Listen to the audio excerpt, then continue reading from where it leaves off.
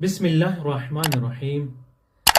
सजदे शुक्र किस तरह किया जाता है और किन मकामात पर करना चाहिए और उसका तरीक़ा क्या है। सजदे शुक्र उस मौके पर अदा किया जाता है जब खुदावंद आलम किसी को नेमत से नवाजे, रहमत अता करे और यह किसी मुसीबत में मुब्तला हो, वो उससे ख़त्म हो जाए। कोई परेशानी आ रही हो, वो ख़त्म हो जाए।